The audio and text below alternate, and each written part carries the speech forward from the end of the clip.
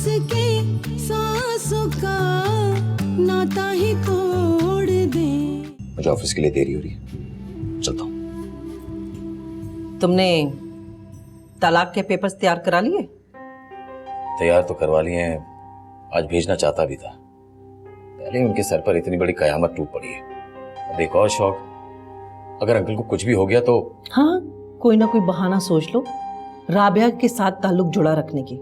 अम्मी, मैं ये सब सिर्फ ताहिर अंकल के लिए कह रहा हूँ। अगर मेरी वजह से उन्हें जरा सी भी तकलीफ हुई तो एक इंसान होने के नाते मैं हमेशा खुद से शर्मिंदा रहूंगा। एक बात याद रखना चाह, अगर तुम्हारे दिल में जरा सा भी राबिया को अपनाने का ख्याल बाकी है तो मैं बेऔलाद कहलाना पसंद करूंगी। ऐसे बेगैरत बेटे की मां बनना पसंद नहीं करूंगी।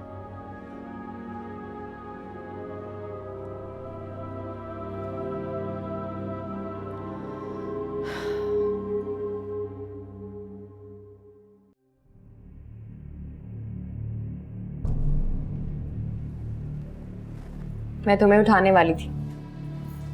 जल्दी से उठो और तैयार हो जाओ। कहाँ जाना है? कॉलेज। तुम आज भी कॉलेज जाओगी? आज भी मतलब? रानिया, तुम ठीक तो हो ना? अगर इस वक्त मैं तुम्हें घर के किसी कोने में रोते हुए मिलती तो क्या तब भी तुम मुझसे यही सवाल करती? नहीं, तुम मुझसे नहीं पूछती, बल्कि मेरे पास बैठ के मुझे तसल्लियां देती। लेकिन इस वक्त तुम्हें लग रहा है कि मैं पागल हो गई। नहीं, ऐसी तो कोई बात नहीं। आलम ने जो मेरे साथ किया, उस दुख को रोने के लिए मेरी सारी उम्र भी नाकाफी है। लेकिन मेरे अब्बू की उम्र इतनी तवील नहीं कि वो अपनी उजड़ी हुई बेटियों के आंसू पहुंच सके। अगर आलम अपने बाप की खुशी के लिए हमारे रिश्ते को ठुकरा सकते हैं, तो क्या मैं अपने बाप की सलामती और उसकी खुशी के लिए नॉर्मल होने का दिखावा भी नहीं कर सकती? वैसे भी मैं औरत हूं, कोई कांच की बनी हुई चीज नहीं। और अगर बिखरना ही होता तो कल रात बिखर चुकी होती। रानिया, एक बात कहूं? कहो। तुम बहुत अच्छी हो और एक बहुत अच्छी बेटी भी।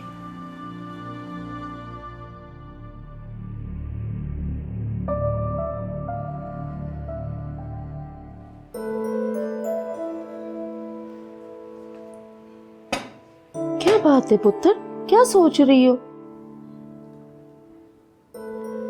पुलवामा, आजकल बड़ी अजीब अजीब सी बातें हो रही हैं। कैसी बातें? मुझे रॉन्ग कॉल्स आने लगी हैं। मैं समझी नहीं पुत्र।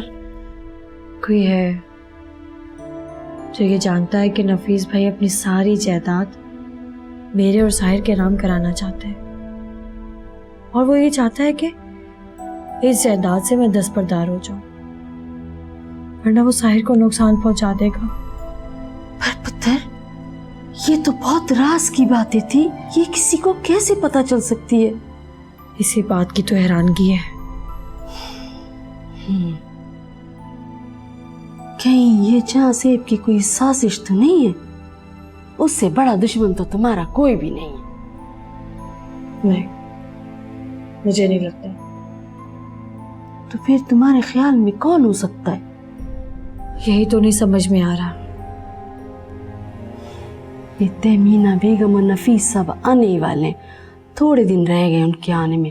जब वो आ जाएंगे सब ठीक हो जाएगा, तुम फिक्र नहीं करो। मेरी जिंदगी में सब ठीक होना है ख्वाब से ही बन के रह गया, लेकिन मैं साहिल की जिंदगी में कोई प्रॉब्लम नहीं देखना चाहती। मैं उसे कैसी जिंदगी गुजारते हुए देखना चाहती हूँ जहां उसे किसी का खौफ और न डर, एक कामयाब जिंदगी गुजारे। और इसके लिए मैं कुछ भी कर सकती हूँ। पुलवामा, क्या साहिर को ऐसी जिंदगी मिलेगी? क्यों नहीं मिलेगी, जरूर मिलेगी पुत्र। उसकी तुम जैसी माँ जो है।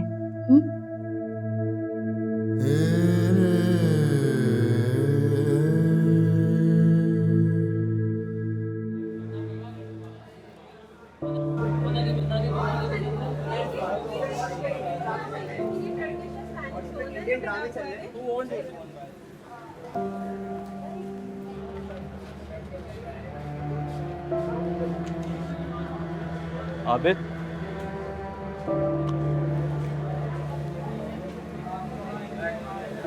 आबिद मैं पहले ही बहुत अकेला हो चुका हूँ और मुझे मजीद तन्हा मत करो। तुम्हें किसी के होने ना होने से कोई फर्क पड़ता है? तू क्या समझता? मैं बेहिस हूँ। पहले नहीं समझता था, लेकिन कल रात को जो हुआ है ना, उसके बाद से। हालांकि मेरा मकसद तुझे गिल्टी फील करना नहीं था। मैं उदास हूँ तेरे लिए और रानिया के लिए। जानता हूँ, मगर मैं क्या करूँ यार। मैंने जो किया है इसका कोई बदलावा नहीं। मैंने अपनी जिद में उसे खो दिया, जिससे मैंने उम्र भर साथ निभाने का वादा किया था। फिर आबिद, मैं अब अपना सबसे अच्छा दोस्त नहीं खोना चाहता।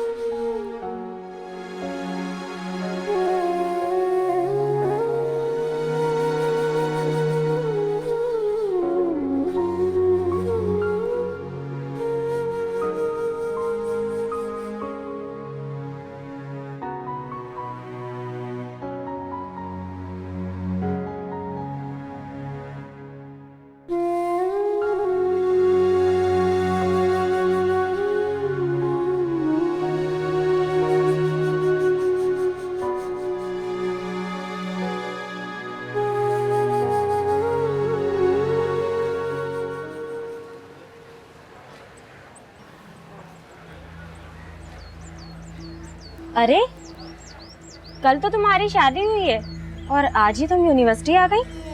वो एक्चुअली रुखसती थोड़ी पोस्टपोन्ड हो गई है। मारिया, मारिया झूठ बोल रही। रुखसती से पहले ही हमारी तलाक हो गई। ओह, आई सी।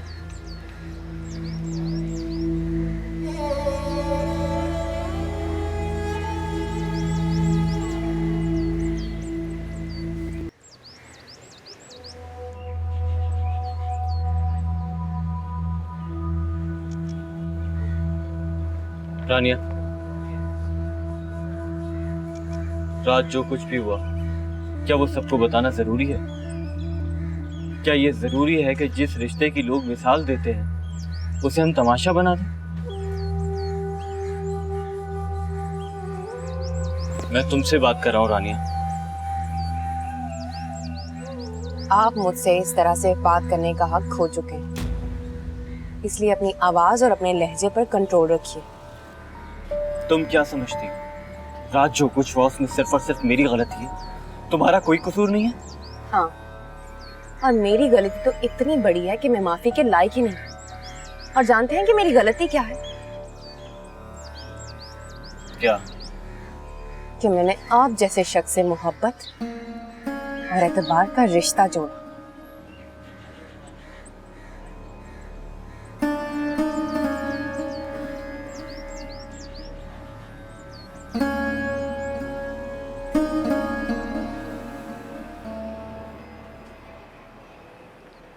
बाबा साईं, आपने मुझे बुलाया था?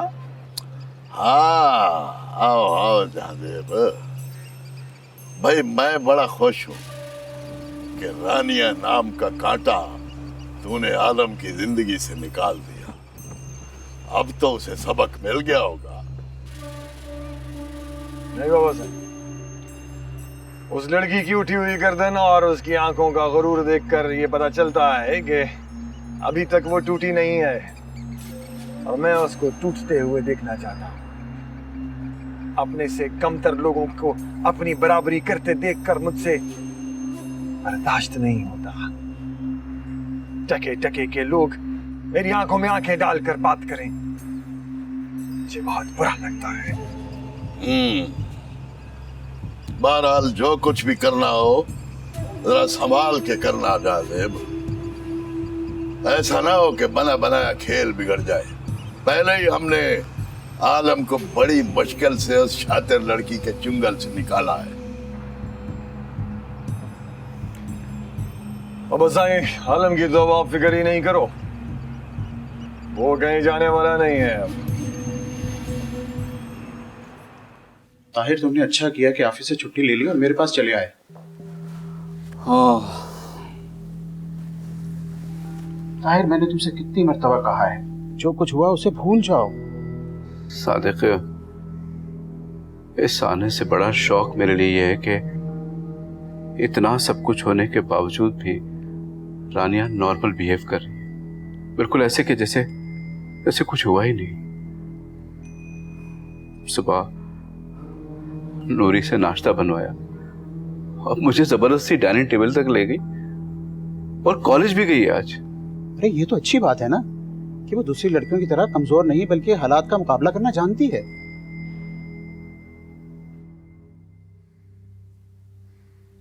सादिक, वो मेरी बेटी है, मैं उसकी खामियां और खूबियां अच्छी तरह जानता हूं।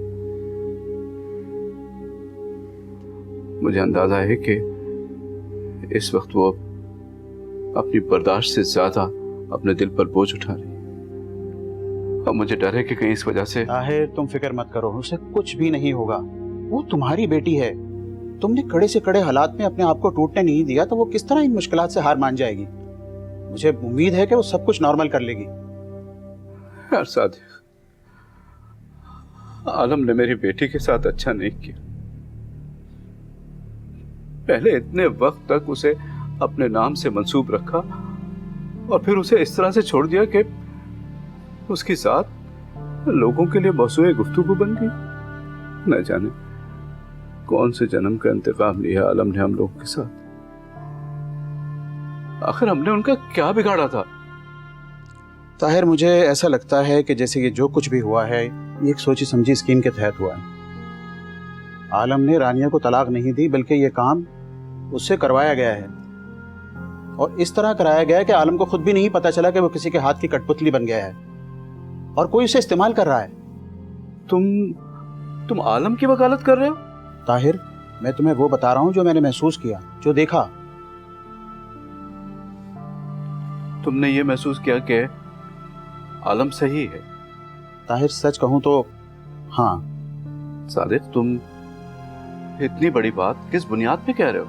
क्योंकि जब उसने रानिया को तलाक दी उसकी आंखों में सब कुछ खो देने का दुख था। मैंने उसकी वालदा को भी बहुत परेशान देखा। ऐसा लगता था जैसे ये कोई गैर मुतवक्का बात ना हो। चलो, अगर मान लेते हैं कि आलम सही है तो अब क्या हो सकता है? मेरी बेटी की जिंदगी तो बर्बाद हो गई ना, वो तो नॉर्मल नहीं हो सकती अब।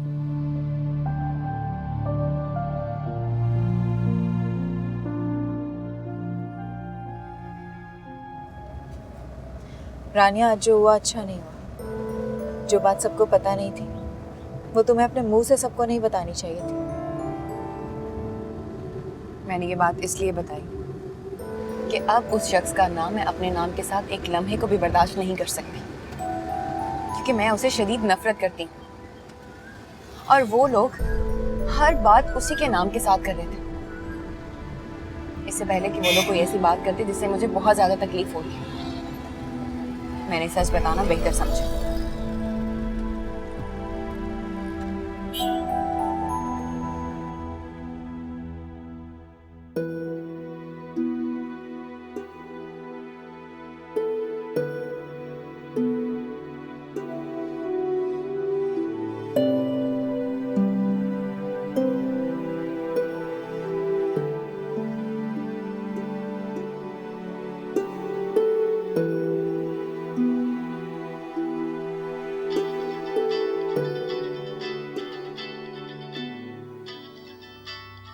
रानिया, इस वक्त? हेलो, मुझे आपसे मिलना है, एक बहुत जरूरी बात करनी है। अच्छा, सुबह मिलते हैं। मैं सुबह तक का इंतजार नहीं कर सकती, मुझे इसी वक्त मिलना है। लेकिन रानिया, इस वक्त तो बहुत रात हो गई। अगर इतना जरूरी ना होता तो मैं आपको डिस्टर्ब ना करती। अच्छा ठीक है, मगर मिलना कहाँ है? उसी रेस्टोरेंट पे जहाँ पे हम मिला करते थे।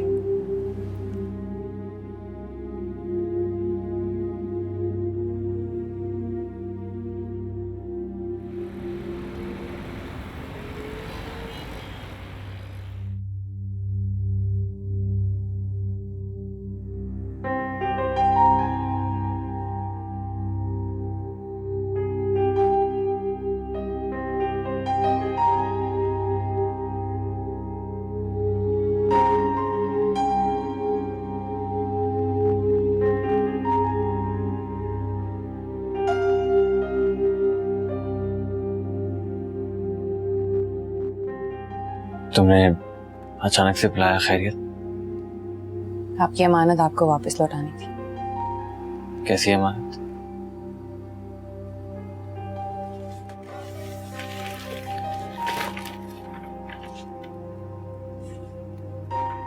ये सब क्या है?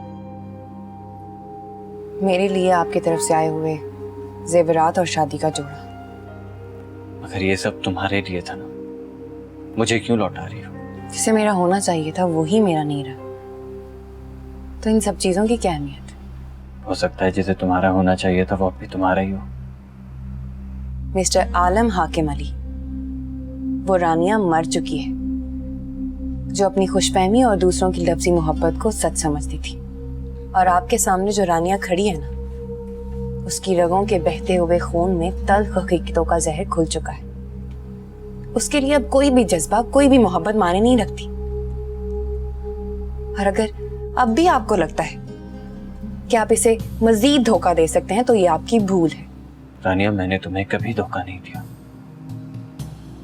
हमेशा तुमसे सच्ची मोहब्बत की है और उस मोहब्बत की इज्जत भी की है। अगर मेरा मकसद तुम्हें छोड़ देना था तो उस दिन फ्लैट पर मैं तुम्हारा फायदा उठा सकता था। आपकी नीयत तो वही थी ना शायद। इस बात का जवाब अपने दिल से पूछो। And I'm sorry, ये सारी बातें मैं कहना नहीं चाहता था,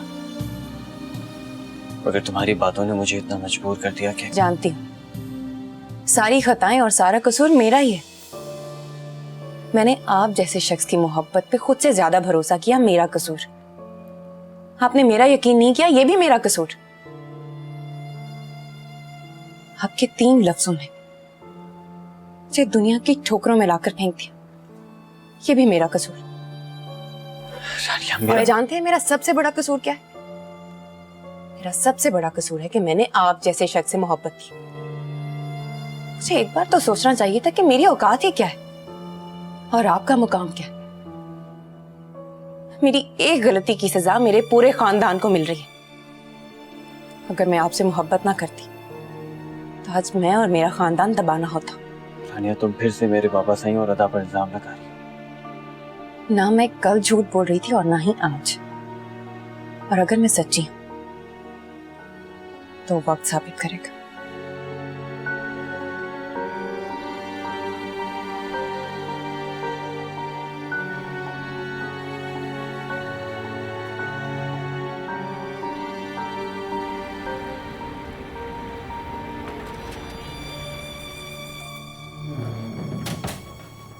अबू आ गए सादिक अंकल के घर से?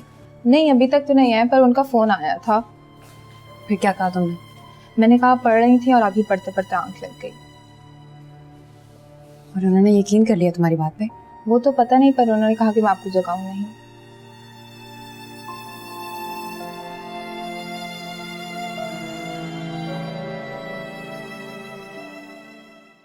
इतना सब कुछ होने के बाद भी रानिया को क्यों अपने सही होने का यकीन है? आखिर वो कौन सी बात है जिसे रानिया जानती है और मैं नहीं जानता?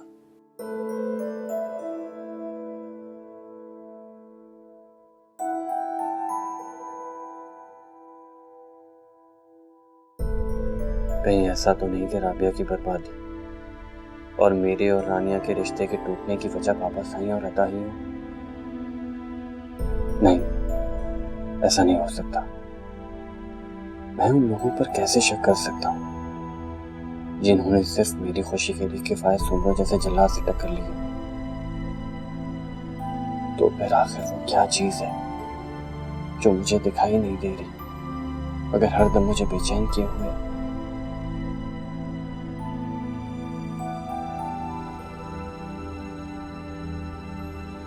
क्यों मैं बार बार रानिया को झुठलाने के बावजूद अपनी गलतियां तलाश कर रहा हूं? वो वजह तलाश करता हूं जिसके होने से हमारा रिश्ता बिखर गया।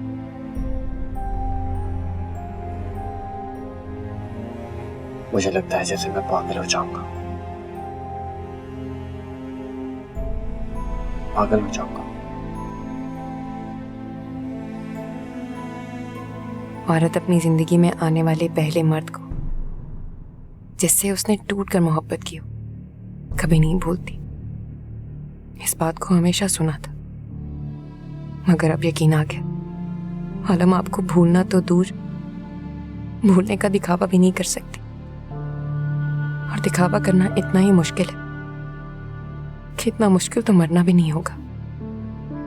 आलम, आपको मेरे साथ ऐसा नहीं करना चाहिए था। एक बार सोचना चाहिए था कि मैं आपके बिना कैसे रहूंगी। क्या आपने अपने मुंह से तलाक का लफ्ज निकालते हुए एक बार भी नहीं सोचा? एक बार भी आपको मेरी मोहब्बत याद नहीं आई जो सिर्फ आपके लिए थी? नहीं आई होगी, तभी तो इतनी आसानी से इतना संग दिलाना फैसला कर लिया। लेकिन आलम, इस फैसले के लिए मैं आपको कभी माफ नहीं करूंगी, कभी नहीं।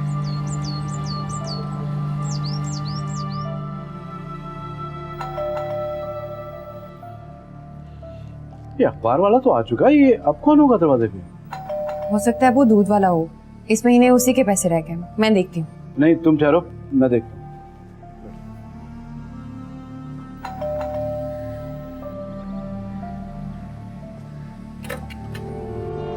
आप खैरियत तो है? आप यहाँ? तकलीफ के लिए माफी चाहता हूँ ताहिर साहब, आपको हमारे साथ चलना होगा। मगर क्यों? दरअसल आपके इदारे ने आप पे गबन का इल्जाम लगाया है और आप पर रिश्वत लेने का इल्जाम भी है। क्या ये क्या कह रहे हैं आप? मैं सच कह रहा हूँ, आपके खिलाफ रिपोर्ट दर्ज करवाई गई है। किसने रिपोर्ट दर्ज कराई है? मैंने बताया, ताहिर साहब के इदारे वालों ने। इंस्पेक्टर साहब, आपको गलतफहमी हुई है। मेरे अब्बू ऐसा नहीं कर सकते। मेरे अब्बू ने तो कभी झूठ नहीं बोला, रिश्वत नहीं दी, और गबन तो बहुत दूर की बात है। हो सकता है बीवी आप सच कह रही हूँ, लेकिन कानून तो सिर्फ सबूत देखता है, और सबूत ताहिर साहब के खिलाफ है, और फिर कुछ हमारी मजबूरियां भी हैं। ठीक है इंस्पेक्टर साहब, मैं चलने के लिए तैयार। नहीं अब्बू, आप कैसे जा सकते हैं? मैं जानती हूँ कि आपने कुछ नहीं किया। मुझे जाने दो।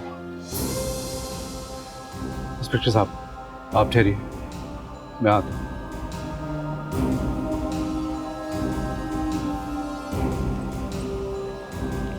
मारिया। जी फरमाइए। रानिया क्यों नहीं है?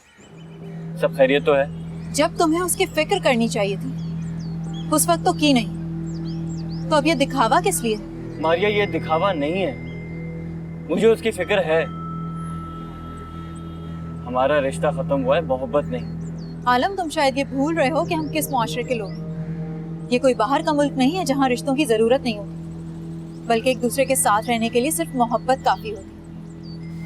यहाँ तो रिश्ते अगर मोहब्बत के जज्बे से खाली हो तो भी मोतबर हो जाते हैं, मगर अगर मोहब्बत के जज्बे को रिश्ते का दायरा न मिले तो मोहब्बत इल्जाम और गुनाह बन जाती है। चाहे कुछ भी हो, मैं रानिया को अपने दिल से नहीं निकाल सकता। जिसे जिंदगी से निकालते हुए एक लम्हे के लिए भी नहीं सोचा, उसे दिल से निकालना इतना मुश्किल क्यों है? मारिया, ना मैं तुम्हें समझा सकता हूँ, ना तुम खुद समझ सकती हो सकता है, मगर एक बात याद रखना आलम, कि तुम्हारी ये मोहब्बत अब रानिया का सहारा नहीं बन सकती, अलबत्ता उसे बदनाम जरूर कर सकती है। पहले ही उसकी जिंदगी में जो कुछ हो रहा है वो काफी नहीं है कि तुम उसकी मुश्किलात में मजीद इजाफा करना चाहते हो? क्या हो रहा है रानिया के साथ? जाने दो, ये अब तुम्हारा मसला नहीं है। मारिया प्लीज, बताओ मुझे क्या हो रहा है रानिया के साथ। क्यों? तो तुम क्या कर लोगे? शायद मैं कुछ कर सकूं। उसके अब्बू पुलिस स्टेशन में। व्हाट? रानिया ने मुझे अभी फोन करके बताया। अगर क्यों? ऐसा क्या किया उसके अब्बू ने? उन पे गबन का इल्जाम है।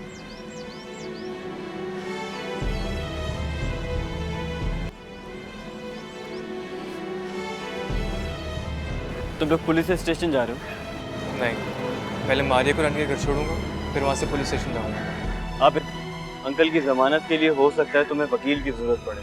अगर कोई भी ऐसी बात हो तो प्लीज़ मुझे फ़ौरन एक कॉल करना, मैं वहीं पर वकील को भेज दूंगा। और अगर कहोगे तो मैं खुद लेकर आ जाऊंगा। ओके? नहीं आलम, तुम्हारा इस तरह सबके सामने आकर मदद करना ठीक नहीं रहेगा, क्योंकि इस वक्त जो हालात हैं ना, उसमें ना तो अंकल तुम्हारी हेल्प लेंगे और ना रानिया। ओके मारिया, प्लीज़ रानिया का ख्याल रखो।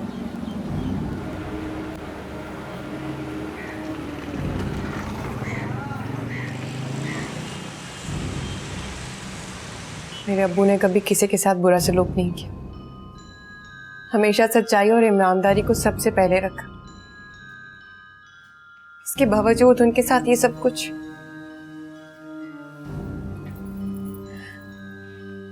बचपन से लेके अब तक मेरे अब्बू को कभी झूठ बोलते नहीं देखा, ना ही किसी को धोखा फरेब देते हुए देखा। और आज अगर उन पर इल्जाम लगा तो जिनकी सच्चाई की गवाही लोग देते थे, आज उन्हें अपनी सच्चाई का यकीन दिलाना पड़ रहा। और जानती हो मारिया, जब इंसान सच्चा हो और उसके बावजूद उसे अपनी सच्चाई का यकीन दिलाना पड़े, उस पे क्या बीतती। सच्चाई साबित नहीं करनी पड़ती, खुद ब खुद साबित हो जाती है। नहीं मारिया, दुनिया में एक सच्चाई तो है जो अपना मुकम्मल वजूद रखने के बावजूद सबूतों और गवाहों की मोहताज होती है। ऐसा क्यों कह रही हो? मैंने भी तो आलम से सच कहा था ना, तो फिर मेरी सच्चाई क्यों नहीं साबित हुई? तुम देखना, सच्चाई जरूर साबित होगी और फिर हम दोनों का रिश्ता पहले जैसा हो जाएगा।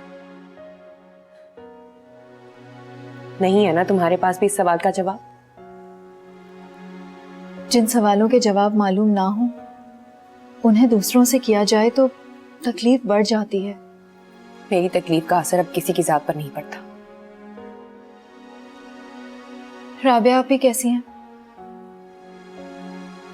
पता नहीं आप ही को क्या हो गया, घंटों घंटों तक बेहोश रहती, और जब होश में आती है तो कभी हमें पहचानती है और कभी नहीं। शहाब भाई आए थे? वो भला आप क्यों आएंगे? यार बड़े ही संगदिल आदमी हैं। सब मर्द एक जैसे होते हैं, बस नाम और जाहिरी ख्वाल अलग होते। तुम लोगों ने राबिया आपी को साइकेट्रिस्ट को नहीं दिखाया ना? तुम जानती हो ना कि हमारी जिंदगी में मसलों का कितना अंबार है, ऐसे में मौका कहां से मिले। अच्छा, तुमने किसी वकील से बात की? हाँ की थी, लेकिन उसने जमानत के लिए जितनी रकम मांगी वो हमारी हैसियत से बहुत ज्यादा थी। तुम परेशान मत हो, मैंने वसीम भाई से बात की है, वकील का इंतजाम हो जाएगा। लेकिन प्लीज तुम मुझे उसकी फीस का जरूर बता देना। वो बाद में देख लेंगे, अभी तुम सिर्फ अंकल की फिक्र करो और उनकी तबीयत देखो। मैं जरा आबिद को फोन करके आती हूँ, देखूं कि वहां क्या हो रहा है।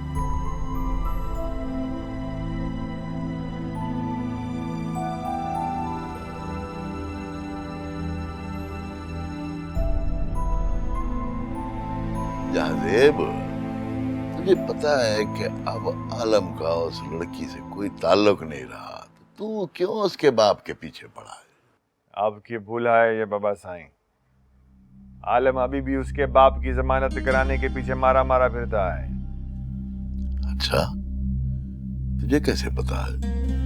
बाबा साईं, आज के दौर में कुछ पता करना क्या मुश्किल है। मेरे आदमी सब खबर देते हैं मुझे। क्या करूं इस आलम का? सोचा था तलाक हो जाएगी तो इश्क का भूत सिर से उतर जाएगा, नहीं कैसा मर्द है, अभी तक उस लड़की को दिल से लगाए बैठा है। वो मर्द का क्या काम है मोहब्बत से, है? ये तो औरत का काम है, वो भी बेचारी इसलिए करती है कि कमजोर होती है। मर्द के लिए औरत की अहमियत सिर्फ इतनी है कि वो उसे सुख दे, ये नहीं कि उसको सिर पे चढ़ा ले, सवार कर ले। बात तो आपकी ठीक है बाबा साईं, लेकिन इस बात को हम जैसे लोग ही समझ सकते हैं जो मर्दानगी का मतलब जानते हैं। आलम जैसे लोग मर्द औरत की बराबरी का नारा लगाते हैं और इन औरतों का दिमाग खराब करते हैं, और ये कमतर मखलूक जाने अपने आप को क्या समझने लगती है। ठीक कहता है तो। अब तू मुझे ये बता कि आलम को फोन करके उस लड़की की मदद करने से मना करूं या फिर? ना बाबा साईं, ऐसा नहीं करना है। अगर ऐसा किया तो आलम को शक हो जाएगा कि हम इस मामले में शामिल हैं। मैं खुद कुछ ऐसा काम करूंगा कि आलम जो भी कर ले, रानिया के बाप को सजा से नहीं बचा सकेगा। अच्छा चल ठीक है। सुबह से दोपहर होने वाली है और अभी तक कोई अता पता नहीं है, और आबिद ने भी तो अपना फोन बंद किया हुआ है। मुझे तो बहुत परेशानी हो रही है मारिया, मेरा तो दिल कर रहा है कि मैं खुद ही वहां पे चली जाऊं। पागल मत बनो, तुम्हारे वहां जाने की क्या तो क्या भला। मारिया वो पता नहीं क्या क्या और कैसे कैसे अब्बू से पूछ रहे होंगे, और अब्बू तो दिल के मरीज भी है ना, पता नहीं वो ये सब कुछ बर्दाश्त कर पाएंगे या नहीं। मुझे तो बहुत डर लग रहा है मारिया। देखो ये मामला इतना सीधा नहीं है कि फौरन से सब कुछ हो जाएगा, थोड़ा वक्त तो लगेगा ना। कितना सुकून था ना हमारी जिंदगी में, लेकिन जब से आलम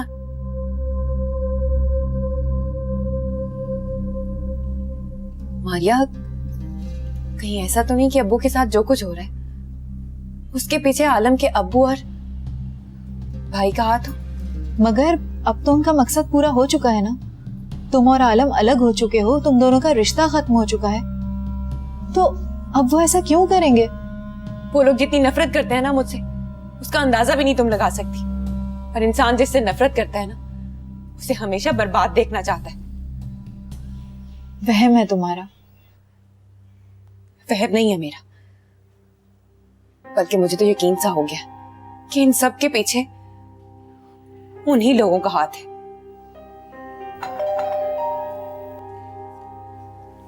मैं देखती हूँ।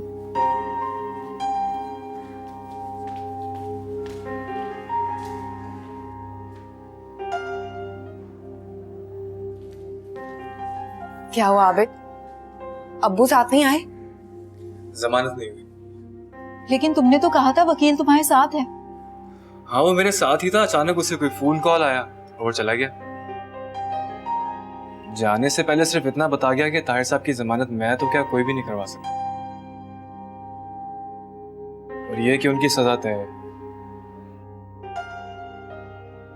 इस बात का क्या मतलब है? मैं खुद नहीं समझा। लेकिन मैं समझ गई। क्या समझ गई?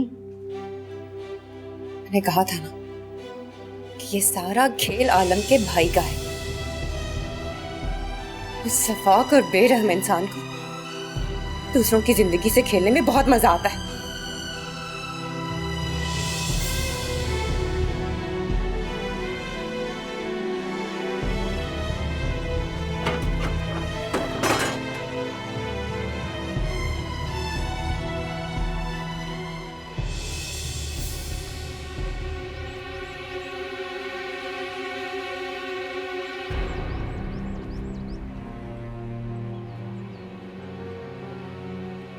खाला ये सब क्या है? अबा तेरी बहन अब इस दुनिया में नहीं रही। पागल हो गई है क्या तू? सच कह रही हूँ।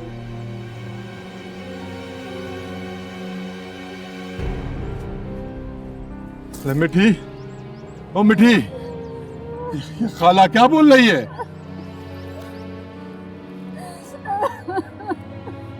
अरे तू इस तरह रो रो के क्या जिताना चाहती है?